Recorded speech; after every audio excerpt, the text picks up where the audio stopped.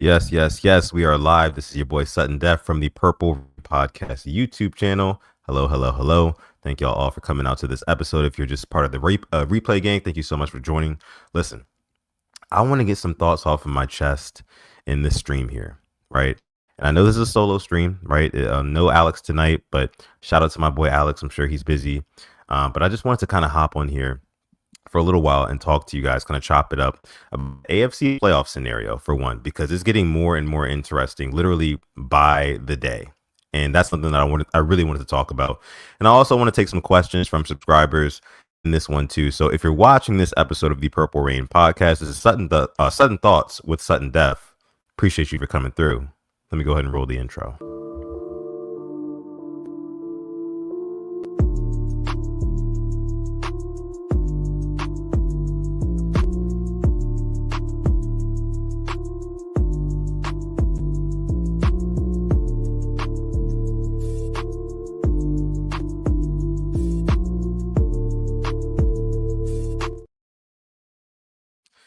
Yes, yes, yes. So welcome back to Sudden Thoughts with SuttonDef. This is your boy SuttonDef from the Purple Rain Podcast YouTube channel. Welcome all, welcome in. Listen, I want to talk about a few things. The AFC playoff scenarios is heating up really bad. Questions from subscribers. I want to get into those as well. We can even kind of sprinkle in some MVP talks in there as well, if you guys are down. If you guys are down for that. First and foremost, you can follow me on Twitter or Instagram, X or Instagram, at SuttonDef, like you see it right there down below. You can follow me also, and Alex as well. We're a tandem there. Instagram at the Purple Rain Podcast. And of course, our sponsor, Manscaped. Go on manscaped.com. Fill your cart, high to the sky. You already know what it is. PRP, 20% off, plus free shipping. Listen, let's get right into it. Let's dig right into it, right? Jeremiah says, did the Bengals win? Yes, they won today. It was a photo finish of a game, to be quite honest with you. It was back and forth, especially in that second half, man. And I was very, very impressed. Very, very impressed from what I saw from the Broncos and the Bengals. Honestly, both teams impressed me. And it really made me think to myself, like, this year is shaping up to be one of the more, I don't want to historic, but one of the more exciting years when it comes to parity in the NFL, how close the competition level is, right? Because to this point in the season, there's only one playoff spot left in the AFC. Just one. That's it. Only one playoff spot left. And that's huge. That's huge because I think right now in the NFC, there's like 3 left going into the final to the season. There's a lot of teams that play tomorrow. A lot's going to get decided. But as of right now, there's only one spot left. So it's a very close, tight race. You got Joe Burrow, and the Bengals really, really trying to get in there. And we're going to get into it. What's going on, Black Daniels? Appreciate you for coming through. Always, man. Let's see. Spooky J says, Bo Nix is absolute poop. Spooky J, hold your horses there. Hold your horses. Bo Nix is not poop. Bo Nix is he next up in this league. Let me just go out on a limb and say that right now, I think that Bo Nix is going to be the next ascending quarterback in the AFC. I really do. Of course, he is not 100% polished as of yet, but the kid's got some stones on him. And on top of the stones, he's got a cannon of an arm. I know you guys saw that 70-yard bomb to Marvin Mims. That was insane. And then the final drive, when he starts going down the field, going back to Cortland Sutton. Shout out to Cortland Sutton. No relation. But look, he was going off. And then he throws that prayer on, what was it, 4th and 1. 4th and 1.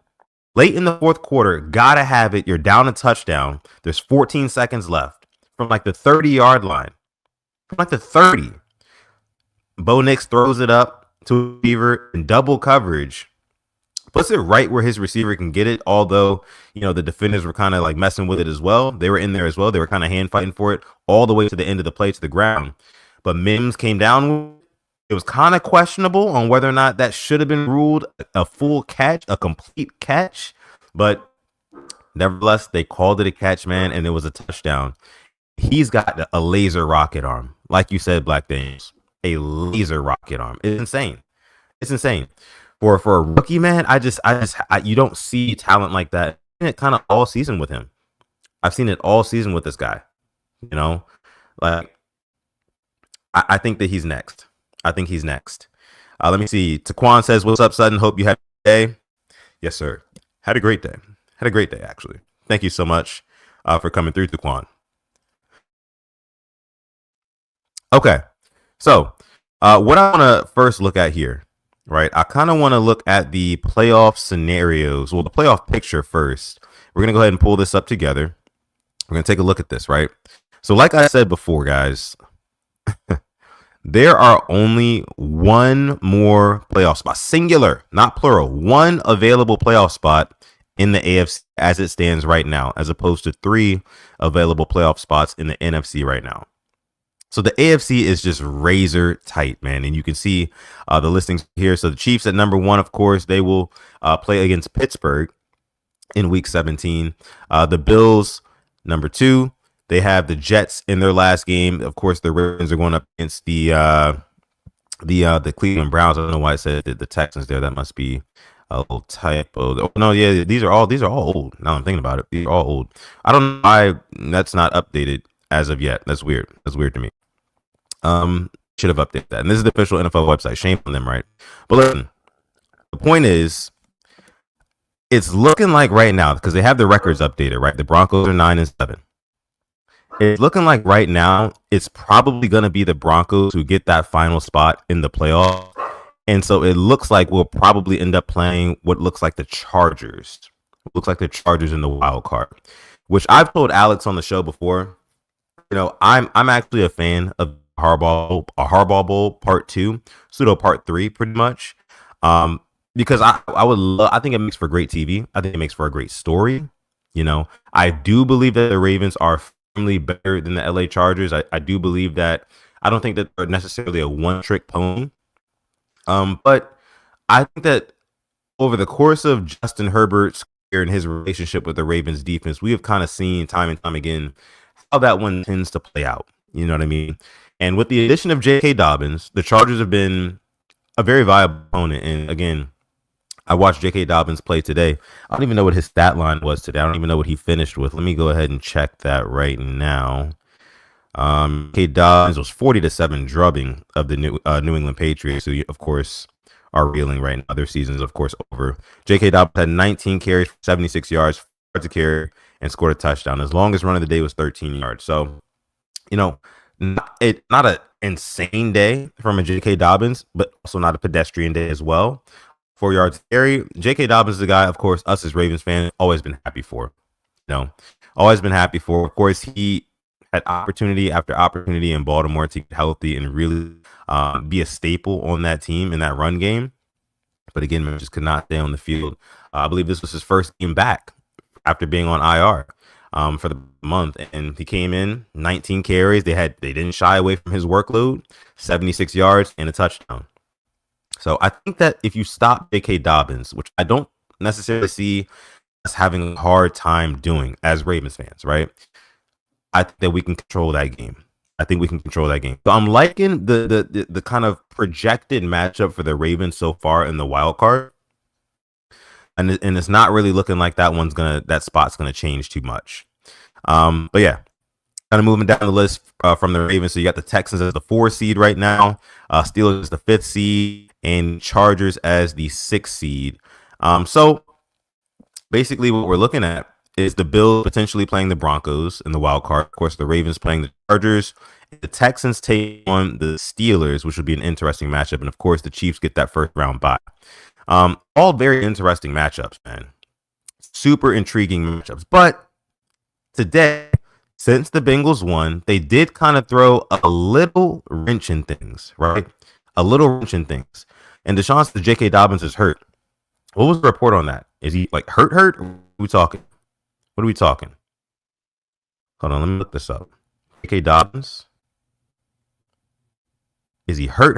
Or are we talking just like a normal, you know, maybe he got a little banged up. I don't know. I don't see any news about Dobbins being hurt, you know. All right.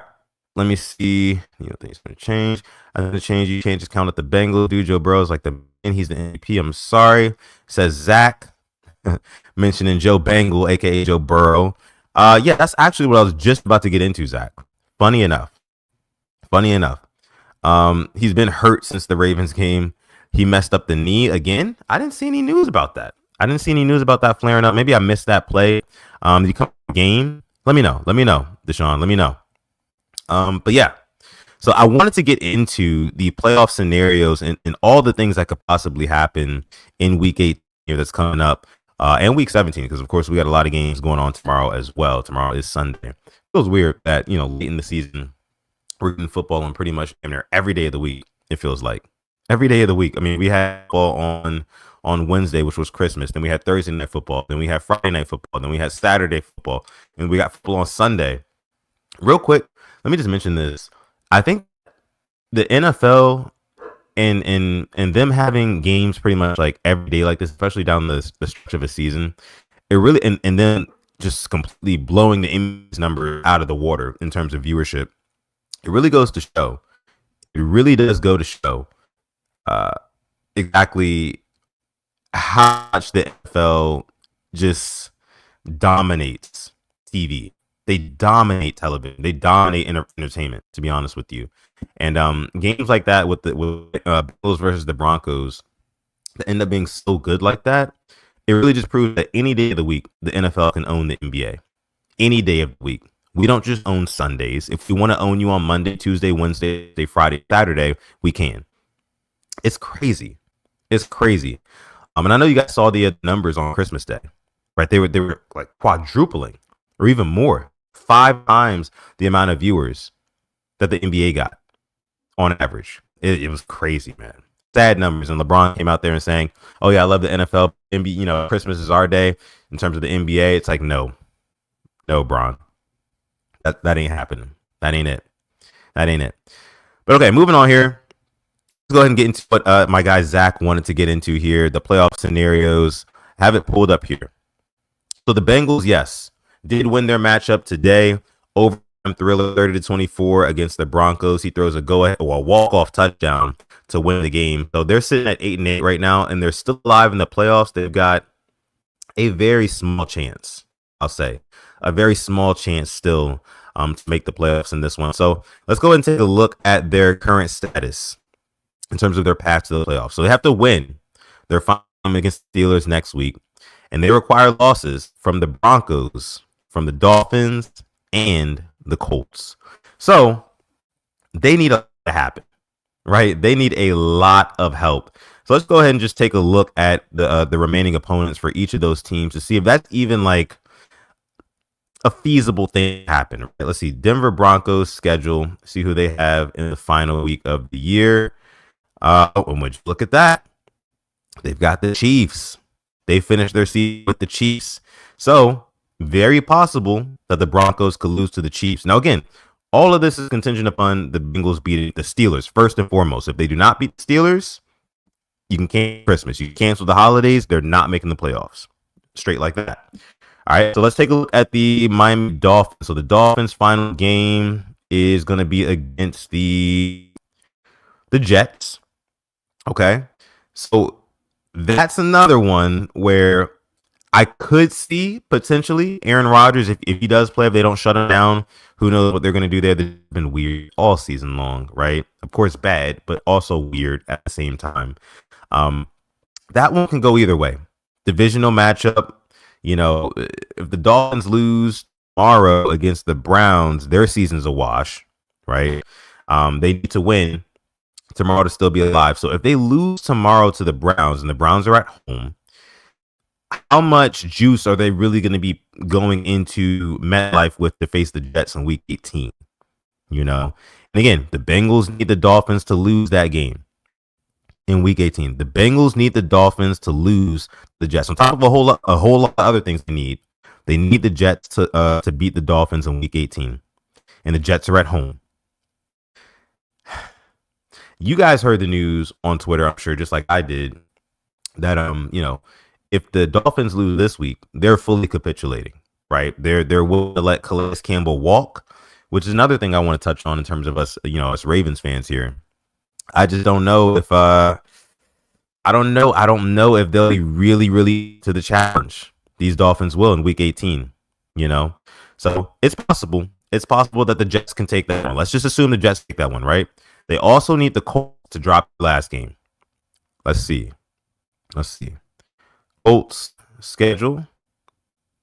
So they've got the Giants tomorrow, and then they've got the Jaguars. Okay. Man. Another one. It's a very slim pickings chance, right? Very slim pickings.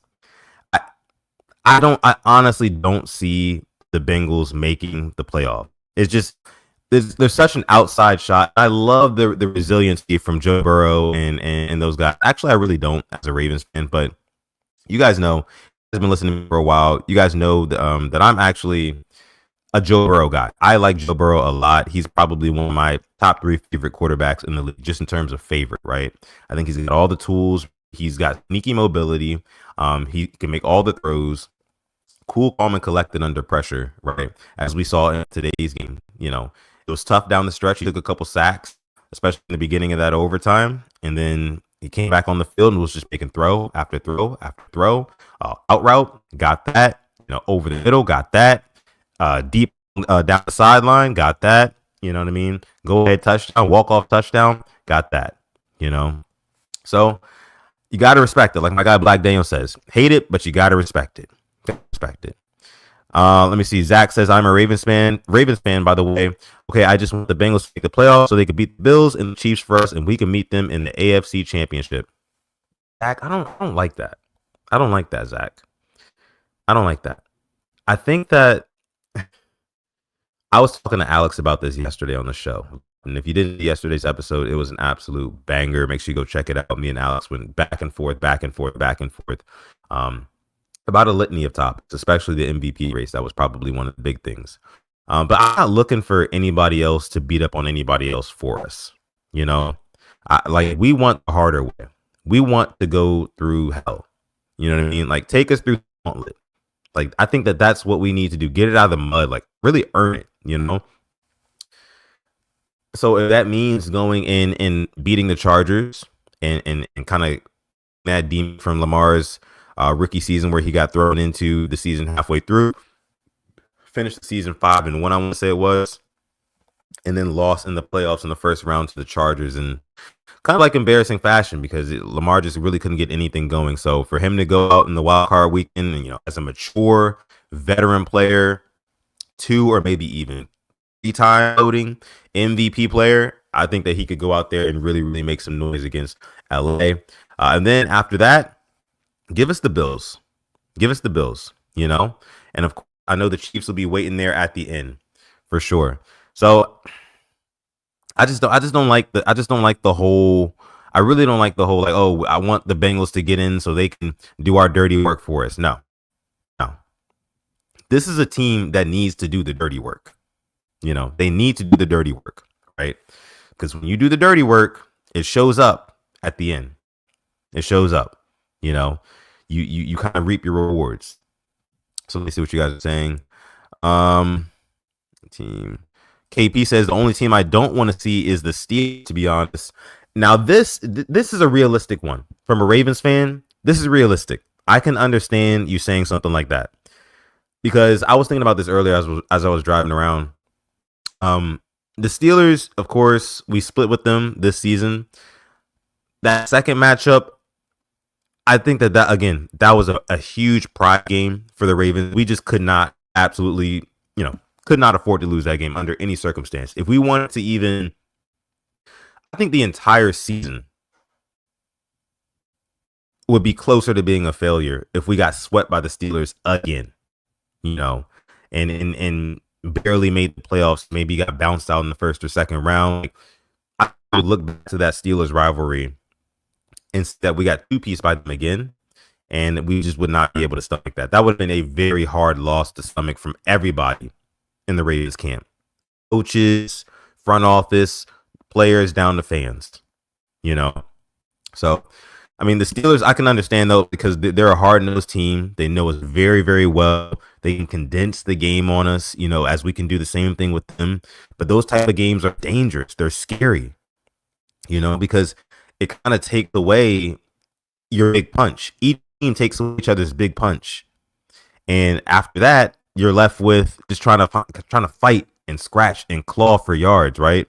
And we've seen that time and time again with this Ravens team and Steelers. So if there is one team that like I probably would not mind not seeing, it would be the Steelers. I would say that. But again, at the same time, if it needs to be done, it will be done. Okay? And I'll just leave it at that. So again, guys, looking at this playoff scenarios here, the Bengals, they're not making the playoffs, man. I mean, let's just be honest. And honestly, I don't even know if they beat the Steelers next week. I don't even think they beat the Steelers next week. Because the Steelers, who did the Steelers play last? I can't quite. It's the Bengals. Yeah. No. Who are the Steelers? Let me look at their. Bear with me 1 second. I'm trying to see their scenarios here. Steelers playoff scenario. Yeah, man. Yeah. It's going to be tough. It's going to be tough for the Steelers because now if we beat the Browns, if the Ravens beat the Browns, and I just want to confirm that, Steelers lose to the Bengals, then the Ravens win the North and the 3 seed. If the Steelers win and the Ravens lose, the Steelers get the title. So that means that's all you need to know right there. The Steelers are coming to play, right? So the Bengals have to first and foremost focus on what the heck is in front of them. And if they can't do that, their season's over. Because the Steelers are going to do the same thing. Not that their season will be over because they've already locked up a playoff spot, right? But they will be playing for that division title. So on top of them having to go into a gritty ass matchup against the Steelers in Pittsburgh, that's gonna be tough. They also have to have the Broncos lose, the Dolphins lose, and the Colts lose. That's too much, way too much. Let's move it along here. Let's take a look at the Miami Dolphins sitting at 7-8 right now, still have an outside shot to make the playoffs. But here's the thing. Their path, they got to win their final 2 games. They got to beat the Browns this week, and they got to beat the Jets. And they also need the Broncos to lose their remaining game as well. And then they also need, a loss in either of their final 2 games. So they've got a lot. They've got their work cut out for them. I think that the Browns will definitely try to play spoiler against the Dolphins. I can totally see that happening. I honestly wish Jameis Winston would play in that game. I think he would beat the Dolphins. I do. Just have a funny feeling. But and then the Jets, well, again, it's not impossible at all. But I could either see them dropping one of those last 2 games, and again, the Broncos, they are playing the Chiefs, so it's not impossible. They need to win the last 2 games. They need the Chiefs to beat the Broncos in their last game, which I think very well happen. Although the Chiefs have already locked up the 1 seed, so very possible again that the Chiefs might not play their starters. But the difference between the Chiefs and all these other teams in the league is that they don't give a shit about your standards, right? They don't care. We've seen Andy Reid play his starters for whole halves in the preseason. 2 quarters.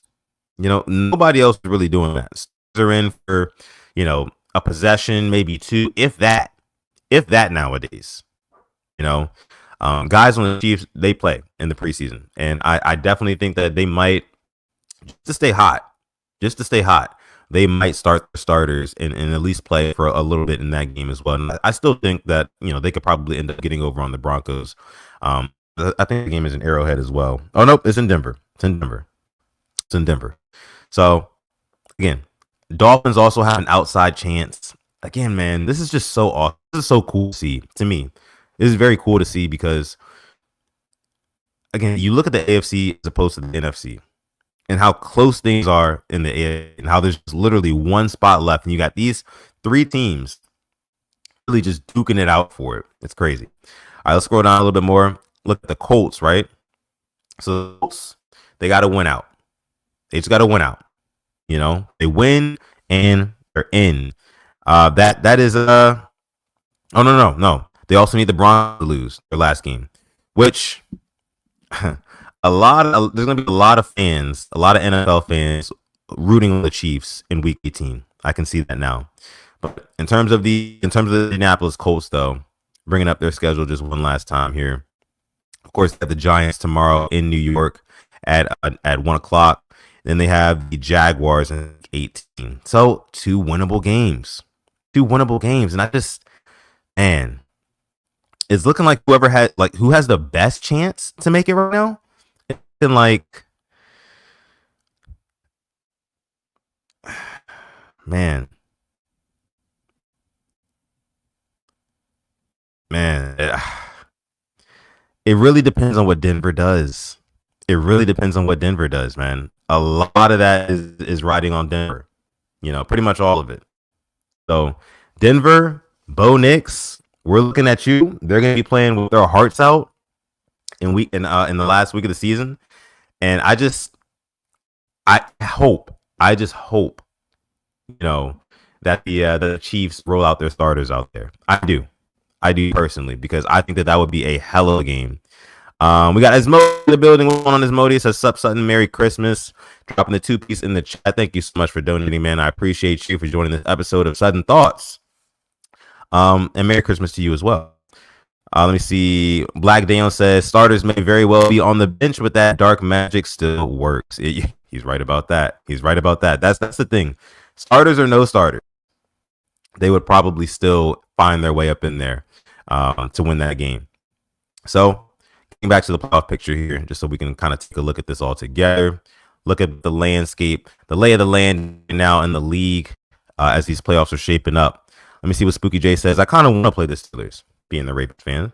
I feel like every year around this time, they give up on themselves. I think if we win next, they lose their fourth straight game, we might blow them out.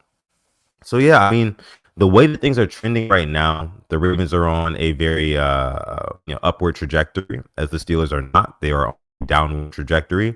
Some would even call it a spiral. However, I do think, again, everything gets thrown out of the window when you bring up this classic AFC North matchup. All that record goes out of the window. Winning streaks go out of the window. Losing streaks, I think, go out of the window. You know, both of these teams wake up for each other each and every time they play one another. So that's the only reason why I was saying, like, I don't think that really would matter when it comes to like another match in the playoffs, because it's not like either of these teams have not seen each other recently. It's not like these teams, the Ravens, Steelers, that is, don't see each other on the regular. So it's not like you have to come up with a whole new game plan. Like, we haven't seen these guys this year. No, they've already got, and we've already got, Ravens fans, we've already got a game plan in place to beat that team, as they do for us. So it would really be a who wants it more game, who's hungrier game. Now, me personally, I said this yesterday on the Full Length podcast with Alex. I think the Ravens are fed up. I think this Ravens team is absolutely fed up right now. I think that they really, really want to kind of get over that hump, that playoff hump, right? Beating the Texans last year in the divisional round was awesome. But people still doubt Lamar and this Ravens team in the playoffs because they haven't been able to beat the big one, the big boys, right? When you think about it, the last two games that the Ravens have played in the playoffs, Lamar Jackson starting, that were against one of the big four quarterbacks. You had, of course, AFC Championship game season. Season before that, Lamar did not play. Season before that, we did not make the playoffs. And season before that, it was the Buffalo game. It was Josh Allen. We lost that one too. if my memory serves me correctly here. So I like my guy Black Daniel says here, same. They're sick of going home with no hardware but pockets full of disrespect. You know, I think that it's just like is very, very, very tough for media members, for pundits around the world, even for a lot of fans, even a lot of Ravens fans, to really have a whole lot of trust right now when it comes to like a playoff game against one of those big name teams, those big name quarterbacks, right? Against a Josh Allen in the divisional, against a Patrick Mahomes in the AFC Championship game, or vice versa, whatever, however it shakes out. You know, we got to get that one. We got to get that one. I think they're fed up this year. I think that this is the year that they do get over that hump. They have to get over that hump. They have no choice. They have no choice. You know, Black Daniel says minimal trust right now. Yeah, we got to see it. We got to see it. I will say this though. I think that the second year of this Todd Monken and Lamar Jackson offense is something different, especially at this point in the season where it seems like the offense is just kind of flowing, getting whatever it wants. It's going to be very, very scary for playoff teams that are not the Ravens. Very, very scary, because not only now do you have to account for, of course, Lamar Jackson and what he can do with his legs, and also what he can do with his arm. Todd Monken is there, and we're switching things up, and the route concepts are a whole lot better than they used to be. Our talent is performing. Our wide receiver talent is performing. Of course, we have the tight ends, some of the best tight ends. We probably have the best tight end group in the league, the best tight end room in the league. But now you also have to deal with big number 22 in the backfield, right? It just makes the offense that much more multiple in a lot of different ways, and that's going to put a lot of teams in a bind. A lot of different teams in a bind. Like Daniel says here, we've played all these teams that are in the frame. Yeah, we have. On the AFC side at least, because we haven't played the Vikings and Lions. But yeah, it's going to be very, very tough for a lot of these other teams. But the king is the equalizer, like my guy Black Daniel said. It's going to be a very, very interesting. It's going to be a very, very interesting playoffs for the Bills, and I would say the Chiefs on what their game plan is going to be to try to stop this Ravens team. I'll tell you what I think is going to happen. I think that teams are really, really just going to sell out on the run very early in the game. They're not going to sit there and dare throw. That's not going to happen. Like the Texans did. Man, 4 men. 4 men on the line. Derrick Henry's going to run through you. Yeah, right. If you have to get a hat on Derrick Henry before he hits that second level, because once he gets to that second level, even if he hits that little cut or whatever, he's going to fall forward for an extra 2-3 yards, and that'll kill you on its own. Gus Edwards used to do the same thing, but Derrick Henry's even taller, so it's even more effective. So it's gonna be interesting to see what they do, and it's gonna be also.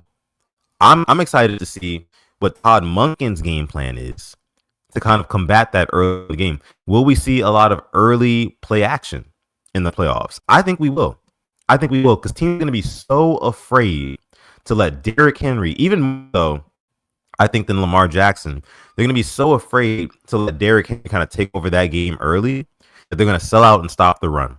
So will Todd Monken try to combat that? Will he realize that? Will he put on it and try to hit a lot of play actions on early downs, things like that? Try to hit guys over the top and try to get the offense going in other ways. And then, of course, try to mix in beating Derrick Henry in there too. We can't get away from our identity. The whole entire reason we bought in Derrick Henry was to make sure that we can run him in the playoffs. That's for sure. But I do think that teams are going to try to, again, sell out early on in those games and try to shut down Derrick Henry early to try to make it more of like an even, okay, Lamar Jackson versus, what X team, right? But even still, because I think that's kind of what happened last year in the AFC Championship game, right? We stopped running. We were running a little bit early, but we stopped running once we realized it wasn't working. But I think in this scenario, the reason why we got Derrick Henry is so even when the going gets tough and it's not working for a possession or two, we're still going to keep feeding that guy, because we know at any moment he can break off a big one. At any moment he can wear a defense all the way down, and he can really, stand out and turn up. So let me see. Shuku, what's going on, Shuku? He says, I have a feeling if the Chiefs play the Ravens, they will go against the run and also try to blitz Lamar hard. Yeah, that's what I was just saying. Yeah, if the Chiefs play, they're going to sell on the run. They're going to blitz the hell out of Lamar. But good luck with that, though. Good luck with blitzing Lamar, because Lamar is one of the best, if not the best, quarterbacks in this NFL against the blitz. So good luck doing all that. Good luck. Let me see here what else you guys are saying. KP says, but the coaching staff still might give him single-digit carries in the playoffs. See, here's another thing. They cannot justify giving Derrick Henry less than 10 carries in any playoff game this year. Because like I said, the entire reason we got him was because we only gave it 6 carries in the playoffs in the AFC Championship game last year. 6 carries. That was all we did to running backs. So with that being the case, I think that they could not literally justify as a coaching staff, like my guy Cam says here, they couldn't justify it here. And KP says Harbaugh does unjustifiable things, but that's just one of those things you just cannot do. You cannot do. But if they do that, again, somebody has to answer for it. Somebody's got to pay. And I think it might be Harbaugh. Harbaugh might have to answer to that. And Harbaugh's the all-time, I don't want to say like front-running coach, but when things are great, things are great. Lamar's playing really well. He's making MV3 type plays. Things are going great. But when things aren't going great, you know what us fans do. We kind of look at who?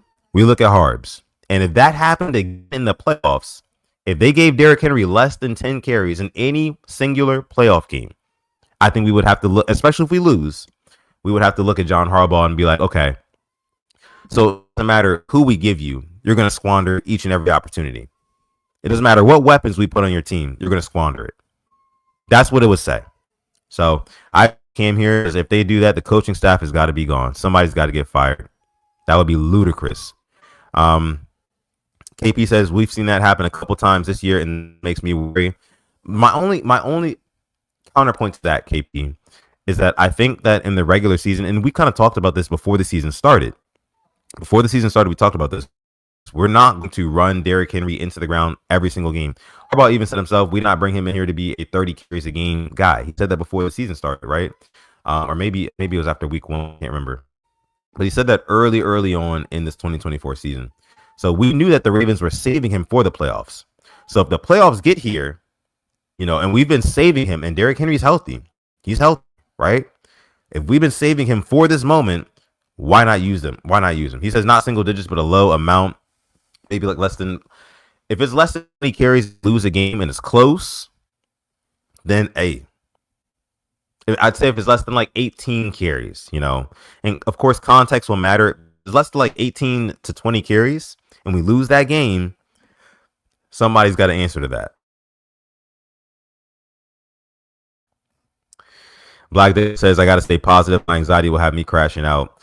Yeah, mine too, bro. Mine too. It's looking very, very, I think it's looking very good for the Ravens though right now. I'm very optimistic. Me, SuttonDef, on this beautiful, Saturday, December 28th, 2024. I am feeling very, very optimistic about this Ravens team. Not only to, make a playoff run, but I'm excited because I think that we can win a Super Bowl. This team feels like it right now, like some of the past Super Bowl winning teams, right? And I'm a little too young to remember the one in 2000 and how that team was and how the vibes were and things like that. Social media wasn't even around all that much for you to get that type of information. But 2012, things were looking kind of like doom and gloom, and the Ravens got hot at the right time. And look what happened. They won a Super Bowl. And I kind of feel a similar thing happening in a couple of different ways, right? It's not the exact same context here, but I can feel this team really coming together at the right time. I feel like the chemistry is very high right now. The vibes are very high right now. And honestly, both sides of the ball are playing really damn well. Let's talk about this defense. I mean, this defense has been absolutely just lights out. I mean, you guys saw it on Christmas Day against the Houston Texans. I saw it live in person. I was there. There was no time in that game where I had any worries about the Houston Texans offense getting anywhere on the field. You know, and maybe that's an indictment really on CJ Stroud and him not being as good as everybody thought he was going to be. But I just don't know. I just don't know. Excuse me, my dog is crying here. He wants to come inside and lay down in the studio room. So hold on, let me go grab my dog really quick and tell him to lay down. Hold on, real quick, intermittent.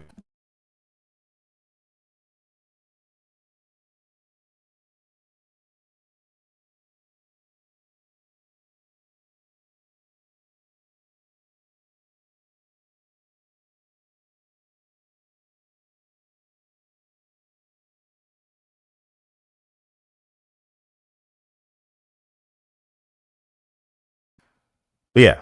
So, anyways, back to what I was saying, guys. Right. So let me see. Black Daniel says the 2000s team wasn't even scoring touchdowns, winning game field goals, and defensive shutouts. No one saw that Super Bowl coming. They went on a run and made history. Yeah, it's that was like the defensive pinnacle of the Ravens, right? Trent Dilfer at quarterback, Ray and Ed. That's just classic Ravens, right? Let me see. 2012, what did we lose? 4 of the last 5. Godin and Flacco turned into Optimus Prime on a legendary playoff run. History. Yeah, I mean, 4 of the last 5, man. It was doom and gloom until he turned up in the playoffs. 11 touchdowns, no interceptions. Absolute legendary performance, all-time playoff performance from Joe Flacco, who ended up winning Super Bowl MVP that year as well. So I'm hoping the same thing for Lamar Jackson. I tell you, I don't know what I'll do if the Ravens go ahead and end up winning the Super Bowl this year. I just don't know. Man. I don't know. I'll definitely go live right after the game, and I'll probably be crying tears of joy. But listen. All right, let's go ahead and keep moving right on here. So what was I talking about? The defense, right? The defense. KP hold on says my only playoff worries: coaching staff get amnesia and Lamar plays CTE ball. I mean, again, I think that Lamar every year in his career has gotten better. Every year. And I think that with the performances, they'll get better as well. And they have been getting better. I think last year was a little bit unfortunate because the Chiefs had a really, really good game plan to kind of shut down what we wanted to do. And it got tight and it got close towards the end. Oh, boy. Yeah, dog's trying to get in the way now. You go. Yeah. I think that this year, though, with the addition of Derrick, it allows the Ravens to kind of have a little bit more control over these games than they had before in previous years, right? I think that's one of the main reasons why they brought in Derrick Henry as an addition to this team, to control and kind of help Lamar Jackson facilitate game. And this is why a lot of people would kind of discredit Lamar Jackson from the whole MVP talks and everything like that. I've heard that before too, because Derrick Henry brings to the table, but tough nuts, right? I think that's the plan, though. That's the plan. Let Lamar Jackson be Lamar Jackson. He's gonna make the plays up there. He's gonna make the plays up there. We already know that for a fact. But the only difference is now he got Derrick Henry, so he doesn't have to go out there every single drive and be MVP Lamar Jackson. No, I think that's the point here. Black Daniel says LJ can smell the Super Bowl. He saw flashes of it last year. He won't stumble. Yeah, and I look at a game like that Texans game, right, or even the Steelers game, where it's heavy Derrick Henry, but then you get the flashes of Lamar Jackson. You get the Lamar Jackson flashes, and that's really like the big thing for me. I think that's what's gonna happen. I think that's what's gonna happen. You're gonna see a lot of Derrick Henry controlling the game, and this is where you'll get the 22 to 25 carries this year, 25 carries. And you're going to see Lamar Jackson in the red zone really just dominate and take over because teams are going to be so thrown off and scared of what Derrick can do. Lamar Jackson is just going to make his job easier. I can't see not say offensive line struggles would worry me. Okay. That's probably my biggest concern going into the playoffs right now. If our guards step up, and I'm talking about 65 and 77, Pat McCarry, Daniel Falele. They've been up and down all year. There's some plays they're good. There's some plays where you're just looking at them like, okay, what the heck are you doing there? And it's just,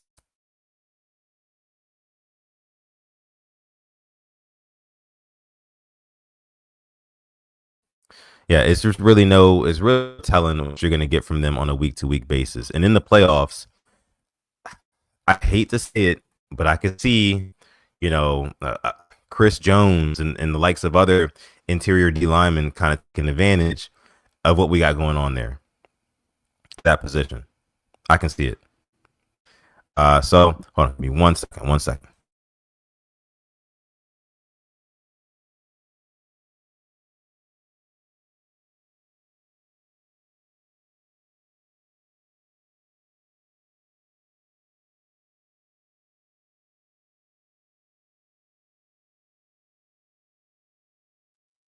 Yeah.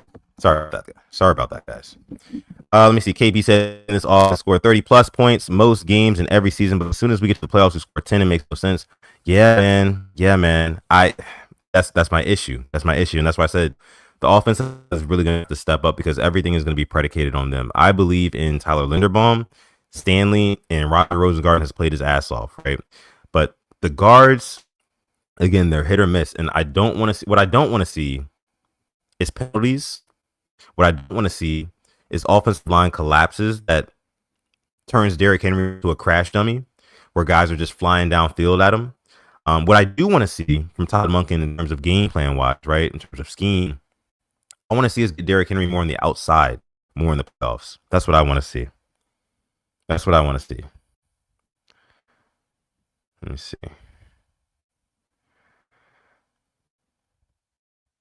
I want to see Derrick Henry on more of those outside runs. That's what I want to see. Get him out in the space. Get him out in the space early, I think, and hit him with the stiff arms. Get those guys tired. Get them chasing Derrick Henry, but don't turn him into a crash dummy because you know what's going to happen. They're going to load the box. They're going to plug the linebackers in the gaps. They're going to try to do everything that they can to shut down Henry early, right? And when it comes to those passing downs, I do not want to see our guards getting ripped through or anybody on our offensive line getting ripped through and turning Lamar Jackson into Stuntman Lamar. Running all over the field, running for his life, basically. That's how you get those 10-point games. That's how you get those 10-point games. Black Daniel says outside zone, 1-1 with a DB, night. Exactly, man. Exactly. Honestly, get Falele out pulling. He's done that on a couple occasions this year. He's been good at it on some plays. Sometimes he's not, but get him out there pulling the hat on the hat and let Derrick Henry get on the outside, get on the edge, and force those DBs to tackle him. Force them. The more you put pressure on those DBs, the more their eyes are going to be glued to the backfield on what's going on in the backfield, right? And that's when the pass opens up. Everything on the Ravens offense is predicated off of each other. The beauty of it is the more you run with Lamar, the more you run with Lamar Jackson, the more you run with Derrick Henry, it opens up the pass, and that's why you see guys like Zay Flowers, Rashad Bateman, of course, Mark Andrews is coming on strong. Likely is always doing what he's doing, especially in the block game. Shout out to Isaiah Likely for how well he blocks, right? Yeah. Once you get the run game established, the pass game is up. But I would even also argue once the pass gets going. And this is another thing. This is why I was saying I think that Todd Monken might try to catch opposing, coordinated off guard because I think you might see a lot of play action early in these playoff games, and Ravens fans are going to be concerned because it's like, why are you not hitting the ball to Derrick Henry? That's the whole reason we got him. But if everybody sees that coming, we hit them with play action. I think we could set up the run with the pass, because Lamar Jackson loses the big play, especially off of play action. Lamar Jackson loves to go down the field. You can always kind of tell when he wants to take a shot, right? So I think that if early in these games, and it kind of happened last year in the AFC Championship game, where we went over the top to Zay Flowers, right? That was a little bit kind of unscripted. Jackson was kind of Superman on that play, and he went down the field to Zay. But the Chiefs kind of just stood 10 toes. They stood 10 toes, you know. Hold on one more time.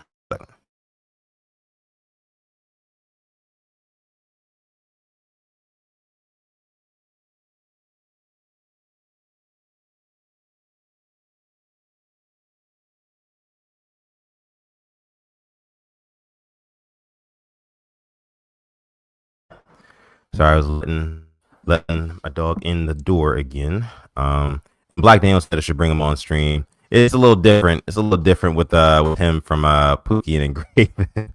This guy is an American bull, so he's like all over the place, super hyper, right? Can't really bring him on camera that much. Like I said, this was kind of like an impromptu stream, so I had him out and about. Yeah, but yeah, I mean, what did you say here? The Ravens literally have to play like they're playing right now in the playoffs, and they'll be fine. They always try to do something different, which is stupid. The run equals the pass equals harmony in that field, keeps the defense honest and maybe second guessing. Yeah, that's the biggest thing, keeping them guessing, right?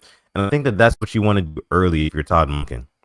You have all these weapons. You have the Derrick Henry. You have the star running back, killer running back. You have a killer quarterback, right? You've got killer tight ends, quite honest with you, and Mark Andrews and Isaiah Likely. And then you got receivers who are having their best season so far, you know? So you've got all these weapons, all these pieces. You have to find that harmony. You have to find that balance. You have to keep these defenses honest, right? Because if you try to attack it one way, I think that defensive coordinators, I think that just opposing teams in general are going to pick up on that, and they're going to say, okay, this is the way that they're going to try to bludgeon us. They're just going to try to run all over us. So here's what we're going to do. We're going to try to sell out and stop that, you know, and force them to improvise and do something else. And if that's not in the Ravens' game plan for that specific day, we've seen time and time again the lack of ability to make adjustments. So going into these games and being as multiple as we have been all season, where it's literally like pick your poison, right? There's been weeks this season where, you know, 1 week the tight ends have a day.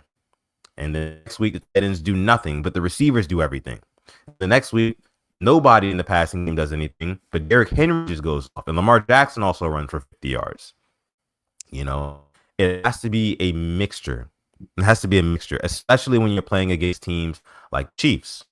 Because I'll tell you what the Chiefs are going to do. The Chiefs are going to hang in the game. They're going to hang in there, hang in there, hang in there. However it happens, I do not know. I don't know how they do it. This is the black magic we're all talking about, right? I don't know how they do it. It seems damn near impossible. But they hang around in these games. I know you guys remember the third down and long last year where Holmes kind of scrambles around in the AFC Championship game, that is. And then he kind of throws it up to Travis Kelce as he's getting tackled. Travis Kelce kind of just like lunges forward. Brandon Stevens is right there but can't get to him. Get plays like that done. They do that on the regular, you know, especially in the playoffs when they need it the most. So my thing is, you know, they're going to get their point. No matter how good our defense is, our defense was awesome last year. The Chiefs are going to score. The Chiefs are going to score. And honestly, they're going to score, but honestly, I don't even want to say they're going to score. They're just going to keep it close. They're going to keep it close as they have all season long, as they did in the AFC Championship game. That's their way of winning. That's their method to victory. Just do not let that other team get off on the other side. And we're just going to keep it close. We're going to do exactly what we need to do. And when we go and get stuff around the end of the game, we're going to find a way to pull it out. That's what they do. That's what the Chiefs do. Okay. And I'm thinking in this game, like if we want to beat the Chiefs, you have to play balanced football, right? You have to make them defend all areas of the field. Like Todd Monken said when he first came into the fold with the Baltimore Ravens, he wants to make teams defend the whole field. He's got Lamar Jackson. He's got pass catchers. Now he's got a Derrick Henry. You got to make them do that. KP says, and yeah, they're dealing with some weapons too. D-Hop, of course, he wants to get his ring. Hollywood, ex-Raven, he's gonna be up to play against the Ravens, of course. Xavier Worthy still himself as a rookie, and Kelsey is Kelsey. Then, of course, you got number 15, Patrick Mahomes, who is, 3-time Super Bowl winner, a couple times, 2-3-time MVP. It's man, yeah.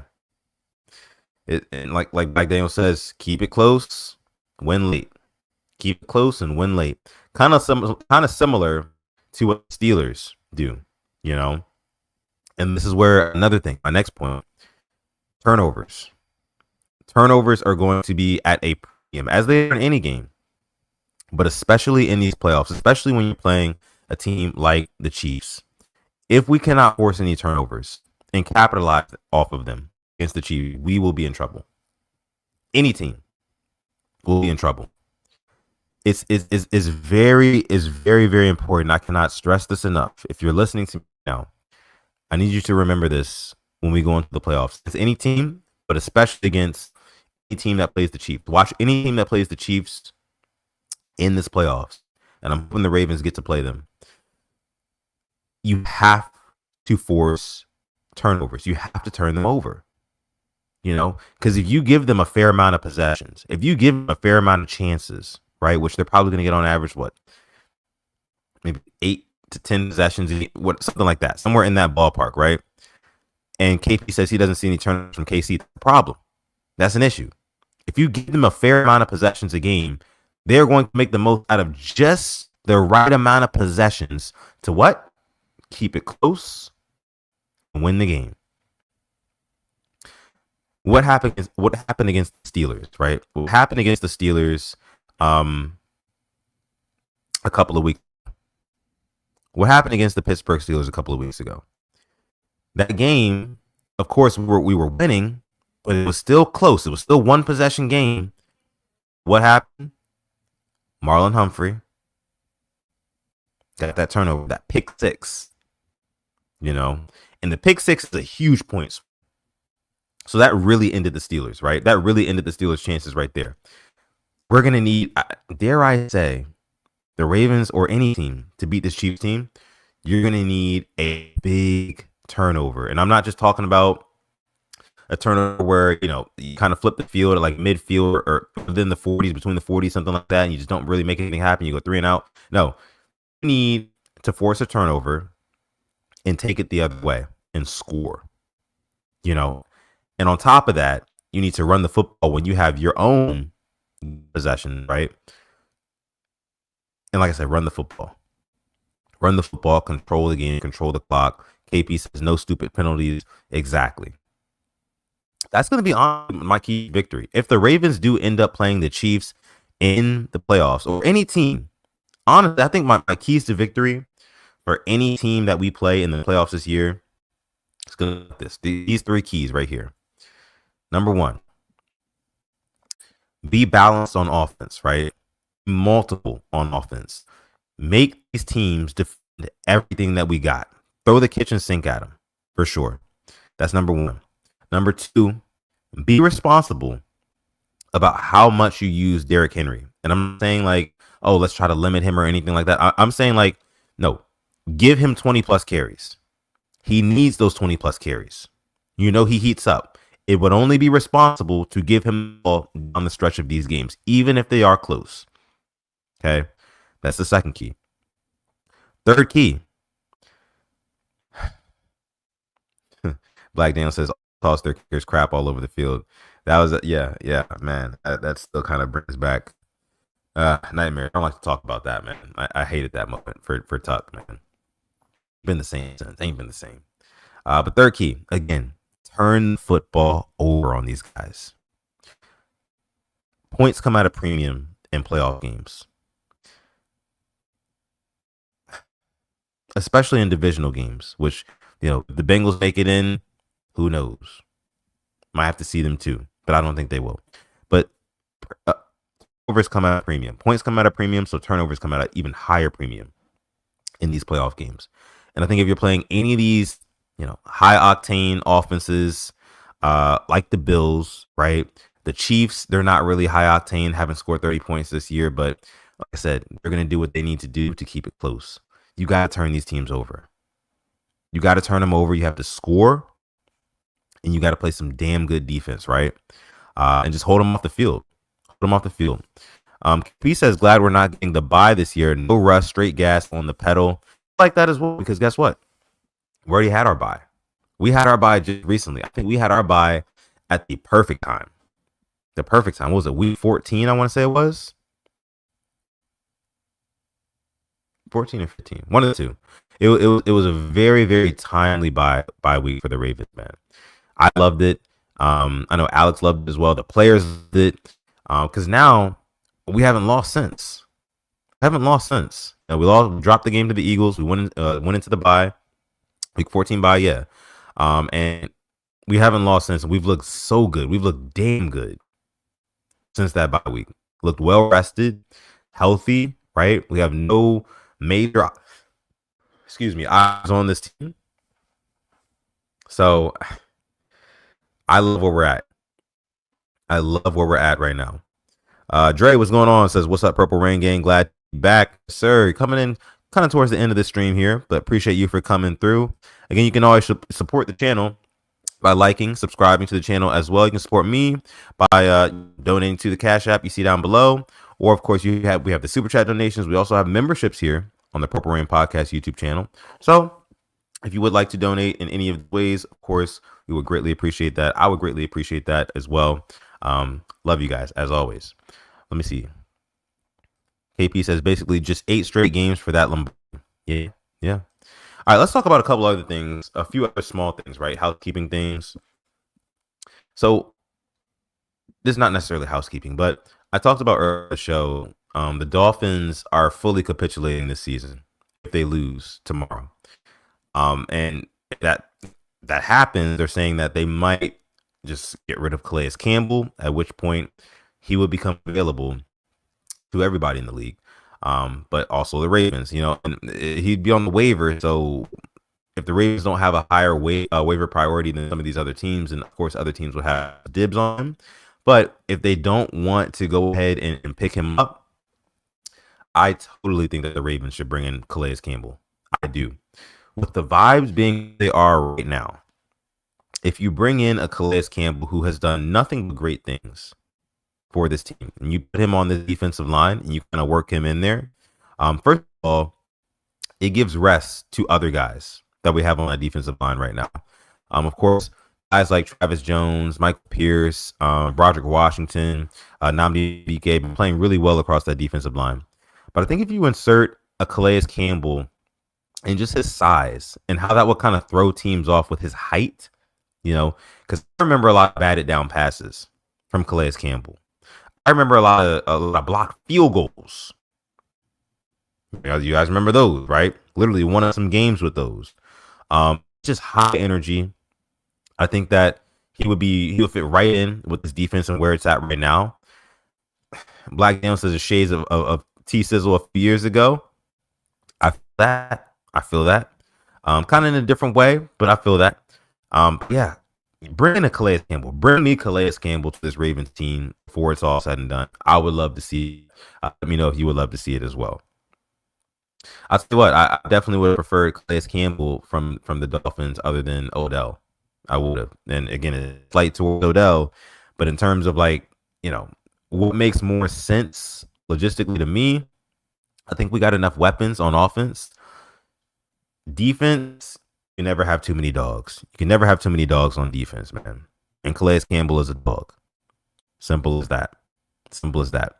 Dre says, I would definitely love to have Calais back, help our D-line tremendously. Yeah, man.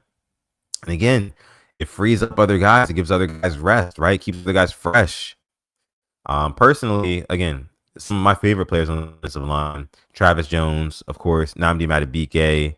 Michael Pierce is a really good run stuffer. Also had a sack against Russell Wilson the other week. But yeah, I can see that. I can see Calais Campbell. Okay. Another thing, let's just talk a little hypothetical right now. Let's say the Ravens do win a Super Bowl this season. Let's say the Ravens win a Super Bowl. They beat whoever comes out of the NFC see the NFL playoff teams who are currently in it right now, which is another thing I guess we can touch on before we get out of here too. But let's say the Ravens win a Super Bowl, right? What? How do I put? And let's say Lamar Jackson wins MVP, Super Bowl MVP. You know how Lamar Jackson's been saying that he wants to change his number from number 8 to number 1. Do you think, as a fan, right? I kind of have my own take on this. Do you think, as fans, should do that? Do you think that that is the right thing for him to do? Of course, it's his decision, but I don't know. For me personally, I think he should stick with 8. I think he should rock with 8. I think he's already made that number kind of like iconic. You know, the way that people think of like Mike Vick as 7. You know, that's just like a legendary number, right? 7. I think that Lamar, he's already up a brand with 8, with Era 8 apparel, things like that. I think it goes hard. I think he should stick with it. You know, but it's, of course, ultimately it's up to him. He's going to do what he wants to do, and of course, he has the right to do so, especially as a Super Bowl MVP, hypothetically speaking. KB says, I thought he would stick with the 8, but I just seen today people say that he wants to change to 1 to honor his dad. Oh, okay. I didn't know that was the thing. I didn't hear about that, KB. I didn't hear about that. Immortalized in 8. Yeah, I mean, he's built such a reputation with the number 8 on his back, man. For him to switch to 1, it would definitely look very weird. If he's doing 2, of course, honor his dad. Of course, everything to him on that. You know, by all means, go ahead and do it. But yeah, that was just my thought. I didn't know about his the whole his father thing. Of course, I know about him passing, but yeah, that's yeah, I'll just leave that one there. All right, guys. One more thing. Let's take a little quick look here at this NFC playoff. Of course, whoever comes out of the AFC is going to have to play the best team in the NFC. And as it stands right now, the NFC's got a little bit of a different situation going on right now, right? They've got the Lions sitting at the top of the conference, where they are riddled with hurt players, right? I words. You guys know we don't have to say the I word on here on the Purple Rain podcast. But the Lions are really, really in a bad spot right now when it comes to health. I do have concerns about them in the playoffs when the going gets tough against these other teams. Of course, they're gonna have this. Have they locked up the 1 seed yet? Have they locked up the 1 seed? I think they have. I'm not sure. I'm actually not quite sure. I think they have, though. Well, the Vikings are still right there, but I don't know if it's ahead. Somebody let me know. In the chat.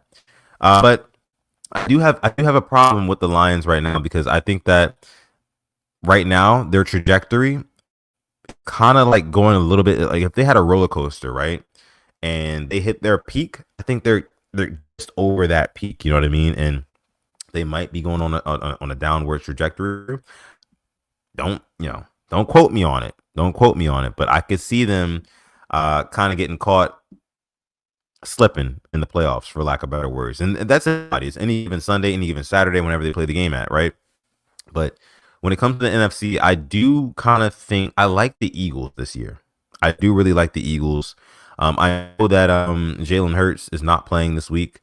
Against Dallas, he's still sitting out with that concussion that he suffered against Washington last week, which was a very interesting concussion because I didn't really see where he got hit that hard. I think it was Frankie Louvu who tackled him after a scrambling run.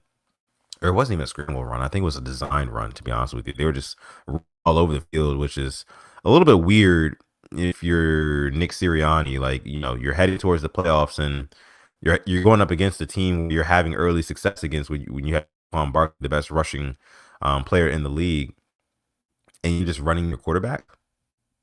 I didn't really like that too much. But yeah. Anyways, I think that the Eagles, once they do get Jalen Hurts back, of course, already in the playoffs, I think that they will be really good. And they could be a sleeper team. And they're not even really a sleeper team because they're the 2 seed, right? But they could be one of those teams that makes it back. in quick, fast, and in a hurry, right? Because they were just in the Super Bowl a couple of years ago. I think that the Eagles very well make it back this year. Dare I say we see a Bird Bowl, Ravens Eagles in the Super Bowl? Who says no, right? Who says no? Of course, you have the Vikings as well, who are 13-2. Man, the Vikings look damn good.